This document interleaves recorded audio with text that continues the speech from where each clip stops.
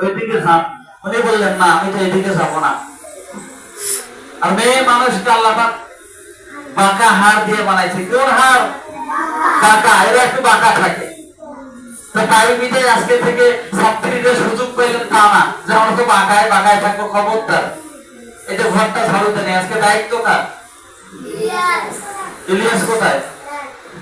তোমার হুশ নাই? বইছো যাও, সেইতে এসে যাও মা, যাও যাও যাও। সোহাগ, এই সোহেল ঝাড়ু যাচ্ছে। তোমার দায়িত্ব, প্রিয় ছাত্র ছাত্রী, তোমার হুশ নাই? তোমার মনে নাই আসতে কত পারে? 1 মাস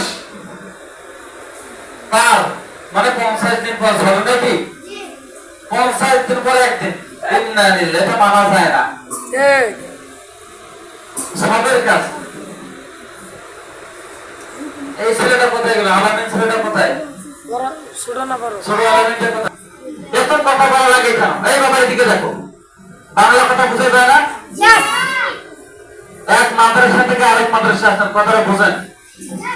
ওখানে যে সমস্যাগুলো হয়েছে ওই সমস্যাগুলো আমরা রাখবো না ইনশাআল্লাহ। যেমন আজকে একটা ছাত্রের কাছ থেকে রিপোর্ট পাইলাম, আমি এটা তো মানা যায় না। আরে বাবা, তোমার জায়গার সমস্যা আমাকে বলো, উস্তাদকে বলো। উস্তাদকে বললে সমস্যা আছে? তোমার খাওয়ার অসুবিধে, উস্তাদকে বলো।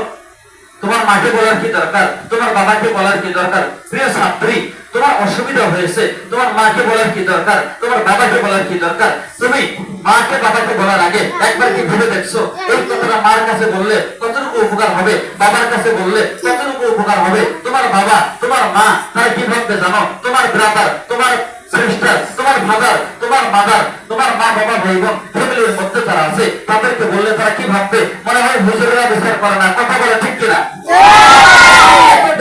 এত নিরজ্জ নিশারমা, তোমার এত হায়া লজ্জা সম্পৃক্ত কিছু নাই। আমি কি আর বলবো দুঃখের কথা? এইরকম ছাত্র ছাত্রী আমার লাইফে দেখি নাই, আমার জীবনে দেখি